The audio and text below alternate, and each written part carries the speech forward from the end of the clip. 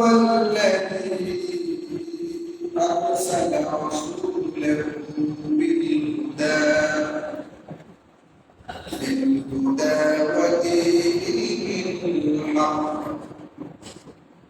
ودين الحق ليظهره على الدين كله وكفى بالله شهيدا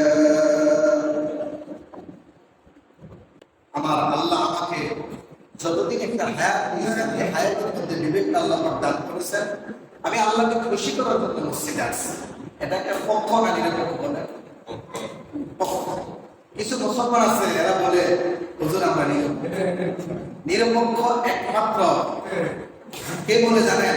নিরপেক্ষ একমাত্র তারাই বলে যারা শয়তান।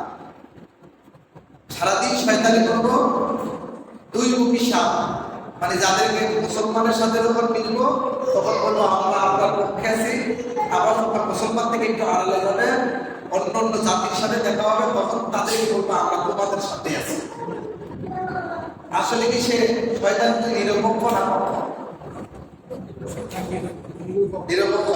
শয়তান নিরপেক্ষ। শয়তানের একটা পক্ষ আছে, সে সারাদিন দুষ্টামি করে আপনাকে চাচ্ছে কিভাবে জান্নাত থেকে দূরে সরানো যায়। কথা কি ক্লিয়ার?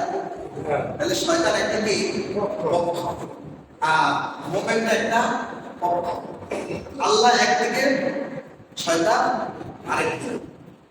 শয়তানের পক্ষটা হলো জাহান্নামী আর আল্লাহর পক্ষটা হলো জান্নাত। তাইলে এই বিষয়টা যদি বুঝতে পারেন তাহলে আপনারা আলোচ্য বিষয়টা শুনে বা বুঝে কথা পাবেন। এখন আমি বলতেছি যে আমরা নিরপেক্ষ। অনেকে বাংলার জমিনে অনেকে স্লোগান দেয় আমরা ধর্ম নিরপেক্ষ, এরকম কথা অসত্য কথা বলতে নাই। ধর্ম নিরপেক্ষ তার মানে কি কোনো ধর্ম নেই? তাহলে সে যদি কোনো ধর্মই না থাকে তাহলে সে হলো ধর্মহীন। ধর্মহীনের কোনো কি নাই, এই জমিনে কোনো সুযোগ নেই। হয়তো মুসলমান ধর্ম, হয়তো ইহুদি ধর্ম, নতুবা খ্রিস্টান ধর্ম, নতুবা বৌদ্ধ ধর্ম, কোনো না কোনো ধর্মে কি একটা লোক বসবাস করে। তাহলে বুঝতে হবে যদি কোনো লোক বলে আমি নিরপেক্ষ, বুঝতে হবে যে শয়তান। আসলে কি শয়তান? আল্লাহ বলতেছে হুয়াল্লাযী আরসালা রাসূলাহু বিল হুদা ওয়া দীনিল হাক্কি লিইয়ুযহিরাহু আলাদ দীনি কুল্লিহি ওয়ালাউ কারিহাল মুশরিকুন। আল্লাহ বলতেছে হে রাসূল, আমি আপনাকে প্যারা করেছি, আমি আপনাকে সৃষ্টি করেছি একটি প্রতিষ্ঠিত ধর্মের উপর। সুবহানাল্লাহ। কিসের উপরে? একটি প্রতিষ্ঠিত ধর্মের উপরে। ওয়াদিনিল হক, সত্য সহকারে এমন একটি ধর্ম দিয়ে আমি আপনাকে পাঠিয়েছি যেই ধর্মের কথা বলার পরে আর কোনো কিছু থাকবে না। আপনি দেখেন মুহাম্মদ সাল্লাল্লাহু আলাইহি ওয়াসাল্লাম এই জমিনে আসার পরে কাবার ভিতরে 360টি মূর্তি ছিল। কয়টা ছিল? 360টা মূর্তি ছিল। রাসূল সাল্লাল্লাহু আলাইহি ওয়াসাল্লাম এই জমিনে যেদিন আসলেন বা যেই মাসে আসলেন, এই মাসটার নাম মনে আছে সবার? এই মাসটার নাম কি? রবিউল আউয়াল। এই মাসটার নাম কি? রবিউল আউয়াল মাস। এই মাসে, এই যে মাস হচ্ছে, এই মাসে রাসূল সাল্লাল্লাহু আলাইহি ওয়াসাল্লামের আগমন। এর জন্য এই আলোচ্য বিষয়টা সূরা তাওবা 33 নম্বর আয়াতে আলোচ্য আয়াতটা, আবার অন্যান্য আয়াতেও এই কথাটা আছে যে হে রাসূল, আমি আপনাকে দ্বীনে হক সহ এই জমিনে পাঠিয়েছি। কিসের উপরে? হক, হকের উপরে। এখন আমরা অনেকেই স্লোগান দিতে আমি নিরপেক্ষ। রাসূল কি পক্ষ নিয়ে আসছে না নিরপেক্ষ করে আসছে? কথা বলেন নাই। নিরপেক্ষ হইলে শয়তানে শয়তানি করবে, এদিকে কোনো বাধা দিবে না। আল্লাহর দ্বীন আল্লাহ যেভাবে হোক এভাবে প্রতিষ্ঠা করবে, এদিকেও কোনো বাধা কামানো নাই। আমি আমার পেট্রোল চালাবো, আমি আমার ব্যবসা চালাবো, আমি আমার যা কিছু আছে আমি তা করবো, এটা বলে দিল।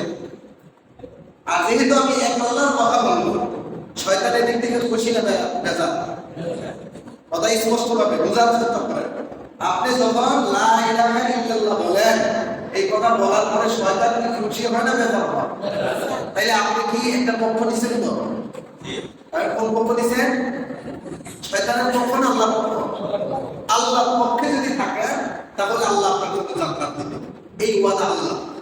আর আপনি যদি শয়তানের পক্ষে চলে যান, মনে করতেছেন সুযোগকে হয়তো হুজুরের আমল করছি, না বললে না যাবো কোথায়, কিন্তু দেখা গেছে যদি আপনি সত্যিকার অর্থে আল্লাহর পক্ষে না থাকতে পারেন, এই বডিটার ভিতরে আপনার যা কিছু দেওয়া এগুলা কার? কথা বলছেন কার? যেই আল্লাহ আপনাকে আমাকে এই বডির ভিতরে যত বিষয়পত্র আছে, কোন লোক যদি চোখে দেখে না, সামান্য চাপসা দেখে, এই চক্ষু হসপিটালে গেলে কত হাজার টাকা চলে যায়। এই যে চোখের দৃষ্টি আপনাকে ডাক করলেন, সেই রব আপনাকে ডাকতেছে যে বান্দা, তোমাকে আমি এই পৃথিবীর মধ্যে পাঠিয়েছি। কেন পাঠিয়েছি? খামাখা এমনি এমনি পাঠাই নাই, তোমার জন্য একজন রাসূল পাঠিয়েছি, যে রাসূল দ্বীনে হকের উপর প্রতিষ্ঠিত করে পাঠিয়েছে। সুবহানাল্লাহ বলবেন না? এই আয়াতের শানে নজুল হচ্ছে আল্লাহ নবী বিশ্ব নবী মুহাম্মদুর রাসূলুল্লাহ সাল্লাল্লাহু আলাইহি সাল্লাম দ্বীনের দাওয়াত দেওয়া শুরু করলেন।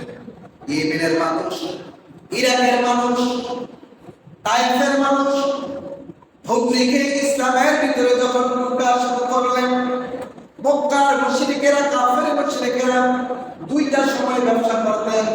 সূরা ফিলের এবং সূরা কুরাইশের সামনে বুঝতে পারবেন। আল্লাহ পাক বলতেছেন গ্রীষ্ম এবং শীতের মধ্যে তারা দুইটা সময় ব্যবসা করত। ওই ব্যবসার কারণে যখন মানুষগুলা যখন ইসলামের শীতল ছায়াতলে যখন আশ্রয় নিলেন, আস্তে আস্তে ইহুদি মুশরিক, কাফের মুশরিক থেকে তারা ব্যবসা পর্যন্ত হয়ে গেলে দিলেন, ব্যবসা উঠে গেলেন। আপনি একজন মুসলমানের ঘর থেকে যখন আপনি বাজারে যখন যান, দুধ কেনার সময় আপনি কোন দোকান থেকে বেশি দুধ কিনেন? হিন্দুর কাছ থেকে না মুসলমানের কাছ থেকে? বুঝে সে উত্তর দিবেন। একজন হিন্দু লোক যদি দুধ নিয়ে বসে বাজারে, আমার মনে হয় খুব কম হিন্দু মানুষ দুধ বেশি, খুব কম। কিন্তু দেখা গেছে আমার বুঝে, আমার কতটুকু জ্ঞান আছে, আমার জানা কথা আমি কোনোদিন হিন্দুর কাছ থেকে দুধ কিনবো, কারণ তার হাতের দরা ছোঁয়া সবটাই আমাদের কাছে কি, কথাটা বোঝার চেষ্টা করেন। তারা আমাদের কাছে একটু ভিন্ন জাতি, যদিও তারা আমাদের পাশাপাশি একই এলাকায় বসবাস করি, একে বাজারে সদাই করি, তার হাতের দুধ কিন্তু আমি আনি না, ঘরে খাবার খাই না। বা তার এরকম মিষ্টি দোকানে, বেশিরভাগ মিষ্টি দোকানে তারা একটু বুঝ জ্ঞান আছে, তারা একটু চিন্তা করে যে আমি আসলে মিষ্টিটা কার হাতের মিষ্টিটা। যদিও হিন্দু যেমন বেনামাজি, মুসলমানেরও অনেক অধিকাংশ ছেলেদের এখন বেনামাজি, কিন্তু যেই দোকানদার কর্মচারী এও কি বেনামাজি। এই যে আমাদের বিভিন্ন বিয়ে শাদী পাঠশাক করে অধিকাংশ বাবুর্চি দেখবেন কি বেনামাজি। কি মিথ্যা বললাম বলেন? আপনি দেখবেন সারা রাত করতেছে, ফজরের নামাজ বেগানা মহিলার সাথে মোটাকাটা করতেছে। একজন বাবুর্চি সাথে সহকারী কয়জন? 3 জন 2 জন। গাছা আপনার, কয়লা আপনার, সবকিছু আপনার, কিন্তু ভোগ করতেছে, ব্যবহার করতেছে। আসলে কি স্বামী স্ত্রীর মতো মোটাকাটি করতেছে না? কেউ আপনার বাড়িতে অনুষ্ঠান হয় না? আর কিছু না হোক, মেয়ের বিয়ে শাদীতে তো 2-5 মানুষ খাওয়া, এই খাওয়ার যে আয়োজনটা করেন বাবুর্চি বেশিরভাগ হিন্দুরা, মুসলমান। এরা কি পাকশাক বন্ধ করে দিয়ে মসজিদ দৌড়ে নামাজে এসে করে করে এরা পাকশাক নিয়ে গেছে। কিন্তু এরপরও আপনারা একটু চিন্তা করেন না যে এত বেদনা, কারণ জাতিতে সে কি এটা মনে করে ইমাম সাহেব খাবার খাওয়ার সময় জিজ্ঞাসা করা যায় নামাজ। কিন্তু যখন হিন্দু বাড়ি থেকে কেউ এসে ফাঁক করতো, আপনি কি তার পাত্তা খাইবেন? কথা বলেন না। সত্যিকার অর্থে একটু চিন্তা করতে না, হিন্দু লোক সে তো আসলে জাতি কি হিন্দু বা অন্য অন্য জাতি ধরবেন, কিন্তু সত্যিকার অর্থে একটু চিন্তা করেন। আল্লাহ রাসূলকে যখন পাঠালেন তখন মুশরিকরা, মক্কায় যারা ছিল তারা কি অধিকাংশ কি মুশরিক ছিল। তখন তারা ব্যবসার মধ্যে যখন একটু ঢল লেগে গেছে, যেমন আজকে যখন দেশের যে পরিস্থিতি, আমরা হয়তো ফেসবুক ইউটিউবে দেখতেছি আমাদের ইলিশ নাকি অন্য অন্য দেশে আর যাবে না, হয়তো আমাদের ঘরে পৌঁছার সম্ভাবনা আছে। তবে যেদিন পৌঁছে দিন আল্লাহ ভালো যাবে, কোন দিন পৌঁছে আমাদের ঘরে এটা আল্লাহ ভালো লাগে। কারণ আমি এখন ইলিশের বাজার যাইতে পারি না, আবার মাইন্ড করে আপনারা দলীয় ভাবে টাইটেন না কিন্তু ইলিশ মাছের কিন্তু কোনো চাষ করা লাগে না, খাবার দেওয়া লাগে না। এটা আমার মসজিদের পাশে পুষ্করি প্রতিদিন না হইলো 5,000 টাকার খাবার কি দিতেছে, কিন্তু ইলিশ মাছের কিন্তু কিনা খাবার লাগে না। কিন্তু আল্লাহ প্রদত্ত দেওয়া নেয়ামতের ভিতরে এই হাজার হাজার টনে টনে ইলিশ আমার দেশের মানুষকে ফাঁকি দিয়া বিভিন্ন রাষ্ট্রের গোলাম করা আচ্ছা কিনা বলেন। যদি সত্যিকার অর্থে যদি চিন্তা করতো, মুসলমান হতো, দেশপ্রেমিক হতো, আল্লাহ হতো, নবী প্রেমিক হতো, বলতো আমার দেশের ভাষা ভাষা টাকা পয়সা দিয়ে আমরা জমিদারি আলিশান বাড়িঘর করতেছি, এরা খাওয়ার পরে উপরে থাকলে পাশাপাশি রাষ্ট্রটা রাস্তা থেকে দাম উচিত এরকমই ছিল। কিন্তু দেখা গেছে আমাদের মধ্যে একটা ব্যবসায়িক আছে, অসাধ্য ব্যবসায়ী, যারা আল্লাহ রাসূলের কথা বলে স্লোগান দেয় আমরা মুসলমান, জাতিতে আসলে কি করছে, আসলে দুটো বেদনা আছে। যদিও নামাজ পড়ে এটা দেখানোর মধ্যে আসলে দেখা গেছে পাশাপাশি রাষ্ট্র বা পাশাপাশি বাড়ির মানুষকে দুশ্মন পাওয়া যাবে না, তারা আমাদের কি প্রতিবেশী, কিন্তু তাদের অধিকার তারা নেবে, আমাদের অধিকার আমরা নেব। ওই দিন যখন মক্কায় যখন মানুষগুলো যখন মুশরিকরা যখন ব্যবসায়ী যখন হেরার উপর বললো যে না আমরা যে ঈমান এনেছি আমরা তাদের সাথে ব্যবসা করব না, ওই সময় আল্লাহ রাসূল সাল্লাল্লাহু আলাইহি ওয়াসাল্লামের উপরে আয়াত নাযিল করেন হুয়াল্লাযী আরসালা রাসূলাহু বিল হুদা ওয়া দীনিল হক লিইয়ুযহিরাহু আলা দ্দীনি কুল্লিহি ওয়ালাউ কারিহাল মুশরিকুন। মুশরিকরা যদিও আপনার উপরে ক্ষুব্ধ হন, রাসূলকে বলতেছেন হে রাসূল, কাফের মুশরিকরা যদি আপনার বিরোধিতা করে আপনি দেখবেন এই দিনকে আমি বিজয়ী করার জন্য আমি আল্লাহ দেব। বাংলা বলতেন না, আপনি ঈমান আনেন আর না আনেন, কালিমা গ্রহণ করেন আর না করেন, আল্লাহর বিরোধিতাও যদি করেন আল্লাহর কোনো লস হবে? কথা বলেন, আল্লাহর কোনো লস হবে? যদি আসমান থেকে সিগন্যাল দেওয়া হয় আগামী 1 সপ্তাহ বৃষ্টি চলবে, ওনার কোনো আর কোনো ধর্ম কোনো কিছু মানা হবে না, আমি আপনি থাকতে হবে কোথায়? পানির উপরে বাসমান। এই জমিন কিন্তু পানির উপরে বাসমান, কিন্তু আমি থাকার পরেও আমি বোঝার পরেও সে আল্লাহর ব্যাপারেও আমাদের এখনো পর্যন্ত অনেক মানুষের ধর্মনিরপেক্ষতা কথাটা আছে, এবং আমি কোনো পক্ষ নাকি নিরপেক্ষ। নাউযুবিল্লাহ বলবেন না, আমি কি নিরপেক্ষ থাকার কোনো সুযোগ আছে? আমি কি নিরপেক্ষ থাকার কোনো সুযোগ আছে?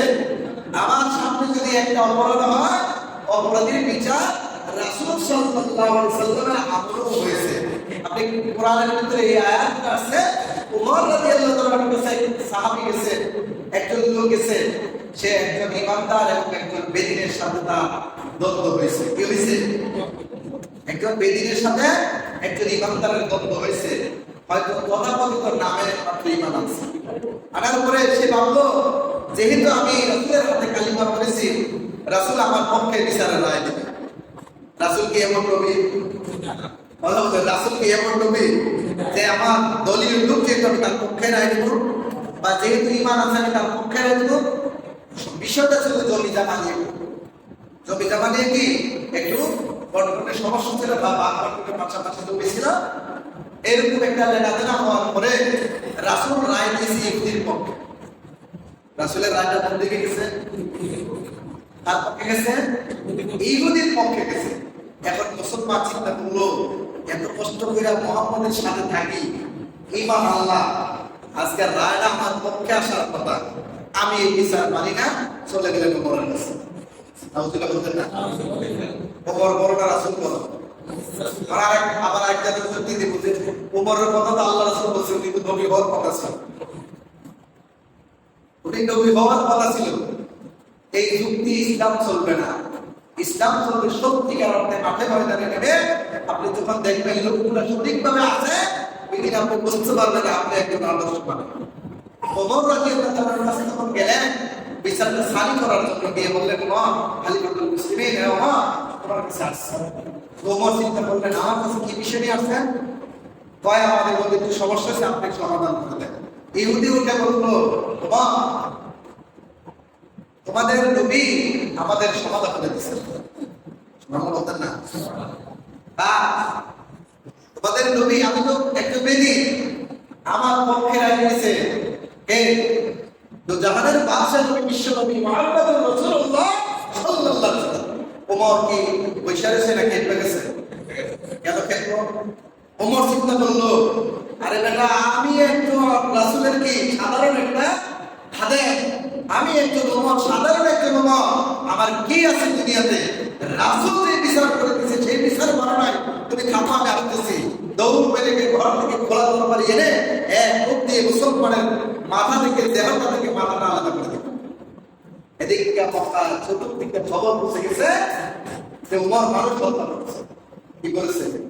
আপনারাও বলতেন যে এটা তো আসলে ভালো করে নাই। আজকের আইনে যদি আপনার কাছে যদি বলে আপনিও বলবেন কি এটা ভালো করে নাই। হযরত ওমর বললেন, ইয়া রাসূলুল্লাহ, আমার জীবনটাও যদি চলে যায় তাতেও যা, কিন্তু আমার নবীকে হায় করে যখন মুসলমান হোক আর যে জাতি হোক, আমার রাসূল যে বিচার করে দিলেন সেই বিচারে সেই ব্যক্তি সন্তুষ্ট না। আমি ওমর সেই বিচার করব, আমি সেই ওমরের এই সাহস আমি নেই না রাসূল যে রায় দিয়েছেন তার বিরুদ্ধে আমি কোনো রায় দেব। ইয়া রাসূলুল্লাহ, ইয়া হাবিবাল্লাহ, আমি যখন কানে শুনলাম আমার কাছে যখন বলল, ইহুদি যখন বলল তোমাদের নবী দুজাহানের বাদশা নবী সেই বিচার করে দিয়েছে, আমার মনের মধ্যে এমন ব্যথা লাগলো, মুসলমানের সন্তান হওয়ার পরেও, আমার নবী কালিমা পড়ার পরেও একজন ইহুদি যদি রাসূলের রায়টা মেনে নেয়, তুমি মুসলমান হয়ে কেন এই রায়টা মেনে নিলে না? আমি ওমর বেঁচে থাকা অবস্থায় সেই মুসলমানের মতো মুসলমান থাকার কোনো অধিকার নেই, তার জন্য আমি তার কাছ থেকে আর দ্বিতীয় কোনো কথা শুনি নাই। প্রথম দৌড় দিয়া ঘর থেকে কথা বাড়িটা এনে আমি যখন তার কল্যাণে আলাদা করে দিতে পারলাম, আমার মনের মধ্যে তৃপ্তি এসেছে, ইয়া রাসূলুল্লাহ, আপনি এখন প্রয়োজন যা হয় আমার বিচার আপনি করেন, কিন্তু আমি এখন থেকে বিচার মেনে নেব, কিন্তু এই মুসলমানের পক্ষে আমি রায় দিতে পারবো না। সুবহানাল্লাহ বলতেন না?